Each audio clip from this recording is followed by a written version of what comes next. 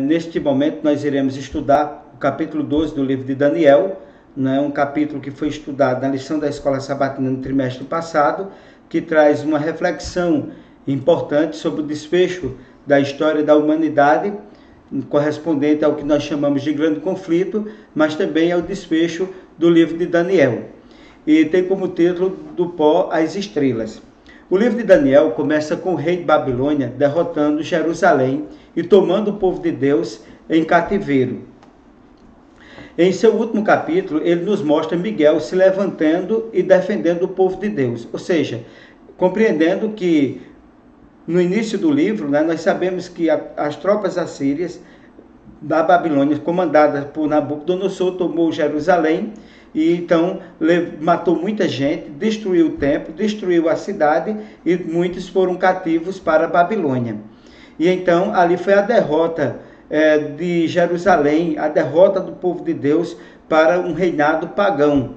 Mas no último capítulo do livro de Daniel mostra o contrário, mostra a vitória de Jerusalém através de Miguel. E Miguel é a pessoa de Jesus, que vai se levantar no grande conflito, nos dias finais da história da humanidade, para trazer a vitória ao povo de Deus, a Jerusalém, não a Jerusalém do ponto de vista literal, mas a Jerusalém espiritual, o povo de Deus que será levado para Jerusalém, a nova Jerusalém celestial. E nesse sentido, a pequena recapitulação que nós iremos fazer, o capítulo 12 de Daniel, ele se divide na primeira parte, que é o tempo do fim. No capítulo 12, versículo 1, Miguel se levanta. No capítulo 12, versículo 1, o tempo de angústia. No capítulo 12, versículo 2 a 3 e o versículo 13, traz um aspecto concernente à ressurreição. E o segundo tópico da segunda parte do capítulo 12 é o tempo de espera. O tempo selado, que vai do capítulo 12, verso 4, verso 8 e 9, e o tempo revelado, que vai Daniel capítulo 12, versículos 5 e 7, e os versículos 10 ao versículo 12. Então, o primeiro aspecto a ser analisado é Miguel se levanta. No capítulo 12, versículo 1 diz: E naquele tempo se levantará Miguel, o grande príncipe, que se levanta em favor dos filhos do teu povo. Quem é Miguel? Miguel, que se levanta no grande conflito, ele está relacionado à pessoa de Jesus. Quem se levantará para mim contra o mal, diz lá o salmista no Salmo 94, versículo 16. A resposta está aqui em Daniel capítulo 12, versículo 1. Miguel se levanta para nos defender. Ou seja, no grande conflito, na última batalha dos dias finais da história da humanidade, Jesus Cristo vai se levantar para defender o seu povo. E o ato de levantar-se está frequentemente na Bíblia ligado a um ato militar, conforme os textos bíblicos aí indicados no slide. Ou seja, nesse último grande conflito, Miguel, Jesus Cristo, vai se levantar ao meu e seu favor, se nós verdadeiramente permanecermos fiéis até o fim. Nós poderemos contar com a presença de Miguel, que é Jesus, o grande líder militar, para proteger o seu povo e conduzir de forma especial durante os últimos estágios do grande conflito. Mas também é utilizado um cenário, ou é usado um cenário de juízo. E nesse cenário de juízo, de julgamento, Miguel também se levanta como advogado. A Bíblia nos diz na primeira carta de João, capítulo 2, versículo 1. Filhinhos, essas coisas eu vos escrevo para que não pequeis. Se alguém pecar, nós temos um advogado junto ao Pai, Jesus Cristo justo. Jesus como advogado, ele se levanta com grande autoridade para representar o seu povo na corte celestial. Não para acusar, mas como nosso defensor, como nosso advogado fiel. E nesse tempo também, Jeremias capítulo 30, versículo 7 diz: porque naquele dia é tão grande que houve outro semelhante. É tempo de angústia para Jacó, ele, porém, será salvo dela. Então, fala-se também nesse contexto de um tempo de angústia, como Jacó vivenciou no Val do Jaboque, que ele lutou ali com Deus e disse: eu não vou deixar que você saia sem que antes me abençoe. No conflito final da história da humanidade, nas cenas finais que nós iremos vivenciar, o que é que vai acontecer? Miguel vai se levantar ao nosso favor, Jesus Cristo vai se levantar para nos salvar. Importante importante dizer que esse tempo de angústia não se refere à angústia geral que precederá a vinda de Cristo, mas a angústia que afetará apenas o povo de Deus. Meus pecados serão perdoados, esse será o grande conflito interno que nós iremos vivenciar. A certeza e a convicção de que os pecados eles foram perdoados.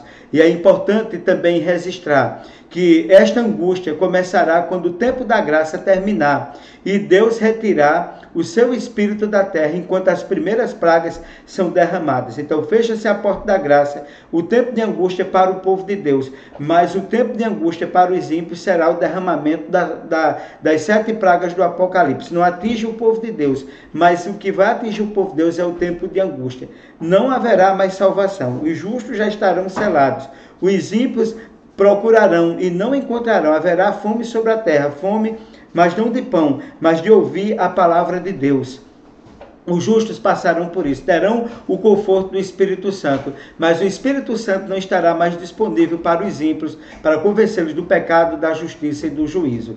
E nesse contexto é importante dizer que todos os que estiverem com o nome escrito no livro, e que livro é esse? O livro da vida, serão exatamente aqueles que serão salvos. E o povo de Deus que neste momento entregar sua vida a Deus, ele vai ter o seu nome escrito no livro da vida do Cordeiro. E quem for fiel até a morte é exatamente aqueles que serão salvos. E outro aspecto que é ressaltado aqui no capítulo 12, no versículo 2, é o aspecto da ressurreição. E muitos dos que dormem no pó da terra ressuscitarão, uns para a vida eterna e outros para a vergonha e o desprezo eterno. Aqui é o que nós falamos no livro de Daniel, que é no Antigo Testamento o livro que mais ressalta de forma muito clara o aspecto relacionado com a ressurreição, porque a ressurreição é um dos pilares fundamentais do cristianismo, porque se diz o apóstolo Paulo na carta aos Coríntios, capítulo 15, se Cristo morreu e não ressuscitou, seria vã a nossa fé. Quando a gente vai no túmulo de Confúcio, estão os restos mortais de Confúcio. No túmulo de Buda, os restos mortais de Buda. No túmulo de Maomé, os restos mortais de Maomé. No túmulo de Jesus não se encontram os restos mortais de Jesus. O túmulo está vazio, porque Cristo morreu e Cristo ressuscitou. E é exatamente a ressurreição de Cristo que enche o nosso coração de esperança. E aqui diz que nesse grande conflito, Jesus Cristo, ele vai fazer com que aqueles que dormem no pó da terra, aqueles que dormiram, irão ressuscitar, uns para a vergonha eterna e outros para a vergonha e o desprezo eterno. Isso nós chamamos aqui de uma ressurreição parcial, que antecede a volta de Jesus. Os baluartes da fé vão ressuscitar, que estavam mortos. E aqueles que crucificaram a Jesus, que escarneceram a Jesus, esses também irão ressuscitar, não para a vida eterna, mas para a vergonha e o desprezo eterno. E depois desse acontecimento, Jesus Cristo ele vai voltar. E é exatamente onde vai ocorrer a ressurreição geral, que nós chamamos a ressurreição do justo. Eles irão ressuscitar juntamente com aqueles que ressuscitaram parcialmente. Todos serão transformados no abrir e fechar de olhos e serão tornados o que? Imortais. É aí quando nós alcançaremos a imortalidade. Os ímpios que ressuscitaram para a vergonha e para o desprezo morrem, e os outros ímpios também morrem e só voltam a ressuscitar depois de 1000 anos, depois do milênio. Mas focando nesse texto aqui, é importante que nós compreendermos e nós entendermos que a ressurreição que Cristo ele está nos oferecendo, é através dela que nós receberemos a imortalidade. E as duas referências explícitas à ressurreição aqui, no versículo 2 e no versículo 3, implicam que a vida eterna será recebida naquele momento, não quando você morrer. Enquanto isso, o justo e o injusto dormem no sono da morte.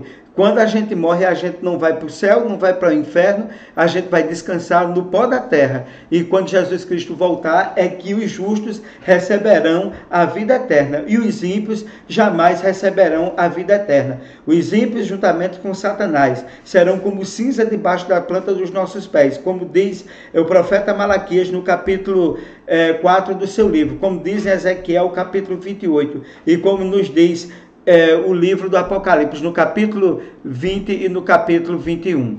E nesse sentido, é importante, entre a morte e a ressurreição, nada pode ser feito. Nenhum pensamento consciente pode ser feito, porque os mortos não sabem de coisa nenhuma. A Bíblia diz em Eclesiastes 9, 5 e 10, a sua memória já é entregue ao esquecimento. Nem é possível, segundo o Salmo 115, 17, louvar a Deus. Mas a morte é um inimigo a ser derrotado. Jesus superou com a ressurreição. Quando Jesus ressuscitar, os seus santos, ele destruirá a morte para sempre. O importante é saber que seremos ressuscitados para a vida ou para a morte. É uma decisão que temos que tomar enquanto há tempo, há esperança, para que assim, se nós viermos a morrer, que nós possamos morrer no sono do justo.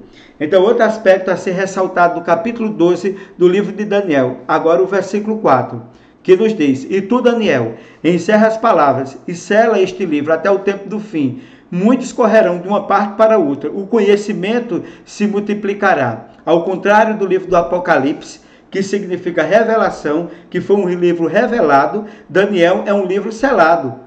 No entanto, há um momento na história em que o selo é quebrado e o conteúdo do livro pode ser lido e pode ser compreendido por todos, chamado período do tempo do fim, que é exatamente o que nós iremos estudar. Naquele tempo de Daniel e muito tempo depois de Daniel, o seu livro não pôde ser compreendido, mas é no tempo do fim que ele será compreendido.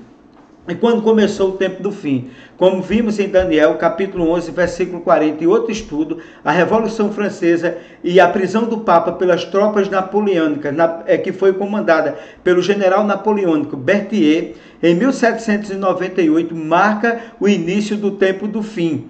E a partir desse momento, até 1843, muitos estudiosos na Inglaterra, José Wolff no Oriente, Miguel Lacunza na América do Sul, Guilherme Miller nos Estados Unidos, juntamente com muitos outros, começaram a estudar Daniel e concluíram que a vinda de Jesus estava próxima. Então Jesus não poderia ter voltado antes de 1798, nem antes de 1843. Mas profeticamente falando, a partir desse tempo, considerado o tempo do fim, em que o livro de Daniel, a partir das revelações do Apocalipse, seriam amplamente compreendidos por todos e por todas, é que, de fato, nós desencadeia-se o que nós chamamos do tempo do fim. Vamos agora estudar a última etapa do nosso estudo de hoje, que é exatamente a parte profética, onde iremos apresentar 3 momentos proféticos, 1260 anos, 1290 anos e 1335 anos. O tempo revelado. Para nós entendermos, nós vamos abrir a nossa Bíblia no livro de Daniel, no capítulo 12, no versículo 6 em diante. Diz o seguinte: um deles disse ao homem vestido de linho, que estava sob as águas do rio, quando se cumprirão estas maravilhas? Ouviu o homem vestido de linho, que estava sob as águas do rio, quando se levantou a mão direita e a esquerda ao céu e jurou, para aquele que vive eternamente, que esse seria depois de um tempo, 2 tempos e metade de um tempo. E quando se acabar a destruição do poder do povo, estas coisas todas se cumprirão. Eu ouvi, porém, não entendi. Então eu disse: meu Senhor, qual será o fim destas coisas? Então ele respondeu: vai, Daniel, porque estas palavras são encerradas e seladas até o tempo do fim. Muitos serão purificados, embranquecidos e provados, mas os perversos procederão perversamente, e nenhum deles entenderá, mas os sábios entenderão. Depois do tempo que do sacrifício diário foi tirado e posto a abominação desoladora, haverá 1290 dias. Bem-aventurado o que espera e chega até 1335 dias. Tu, porém, segue o teu caminho até o fim, pois descansarás, e ao fim dos dias te levantarás para receber a tua herança. O tempo revelado. É nesse contexto, de fato, que o anjo ele diz a Daniel que os eventos que Daniel gostaria que fosse revelado, será revelado nesse contexto. Após a explicação de Gabriel, o anjo pergunta a Jesus, um homem vestido de linho: quando será o fim? Aí no verso 6, Jesus jura que o fim virá após o período de 1260 anos. Que está representado ali 3 anos, 3 tempos e meio. 3 tempos e meio corresponde a 1260 anos. Esse será o tempo do fim. Depois de apresentar essa profecia, aí então ele vai contextualizar com Daniel. Daniel pede maiores esclarecimentos e em resposta ele recebe 2 períodos proféticos, 1290 anos e 1335 anos. Aí agora o gráfico vai exatamente nos mostrar, nos revelar o que estava sendo mostrado, revelado a Daniel, que seria compreendido no tempo do fim. E não no tempo de Daniel, porque o livro de Daniel seria selado para o tempo do fim. E nesse contexto, aí vamos acompanhar bem aqui esse gráfico. Se nós acompanharmos bem aí o gráfico, o primeiro período revelado, que Gabriel vai revelar a Daniel, é exatamente o período de 3 tempos e meio, que corresponde a 1260 anos, que vai de 538 a 1798. O que marcou o ano de 538 foi Justiniano concede o poder político ao Papa, e é exatamente o período da supremacia papal, do poder do catolicismo, as indulgências, as mortes, as fogueiras, enfim, uma série de coisas. A igreja suprimiu o estudo da Bíblia e elevou os estudos da teologia, e nesse período é conhecido também como o tempo de trevas, a Idade Média. E nesse contexto, o Justiniano concede poder político ao Papa, e em 1798 o Papa ele foi preso pelo general de Napoleão Bonaparte chamado Berthier. E quando esse Papa ele é preso, a igreja ela só volta a ter o poder, como nós já falamos anteriormente, volta a ter o poder em 1929, quando é devolvido o poder por Benedito Mussolini, onde cria o Estado do Vaticano, o Estado do Vaticano, 44 hectares de terra, e devolve o poder político e o poder religioso ao Papa. Esses são os 1260 anos. Os 1290 anos correspondem ao ano 508, que foi a conversão do rei Clovis da França, que teve um marco interessante esse ano, que é exatamente esse rei faz com que, no parte da Europa que ainda não entendia, com a conversão de Constantino, que a igreja católica ela predominaria nesse período, ele conseguiu uma coesão de força. E a conversão do rei Clovis, esse rei franco, ela traz um simbolismo muito forte, e ela vai exatamente até o ano de 1798, que exatamente culmina com o mesmo tempo profético, que é a prisão do Papa pelo general Berthier. Aí depois ele mostra um outro ano profético, que o outro período profético, que é de 1335 dias. E 1335 dias vai de 508, a conversão do rei Clovis, até o ano de 1843. E o ano de 1843 ele é importante porque foi onde se começou a pregar o Evangelho com base no livro de Daniel, que era o livro selado para o tempo do fim. Então, de 1843 para cá, o livro de Daniel ele começou a ser estudado, começou a ser agregado dentro da visão do Apocalipse, porque o Apocalipse é exatamente um reforço do estudo e do entendimento do livro de Daniel.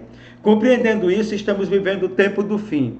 Com a Revolução Francesa, a prisão do Papa em 1798, 1843, quando nós tivemos o reavivamento religioso e a volta do estudo ao livro profético do livro de Daniel, então nós estamos vivendo agora o contexto do tempo do fim. E é importante nós ressaltarmos que o tema que nós colocamos do pó às estrelas é porque do pó, o texto falou da revelação, que ocorrerá a ressurreição, melhor dizendo, essa ressurreição, todos serão ressuscitados do pó da terra, um para a vida eterna e outro para a vergonha e desprezo eterno, porque aqueles que forem ressuscitados para a glória eterna, eles irão morar no céu, estarão nas estrelas, estarão junto a Jesus Cristo. Nos céus, eles haverão de morar com o nosso Deus. Então, eu e você, que o nosso nome possa estar no livro da vida do Cordeiro e que nós possamos entender a profecia e nos prepararmos, porque Jesus breve voltará, estamos vivendo o tempo do fim.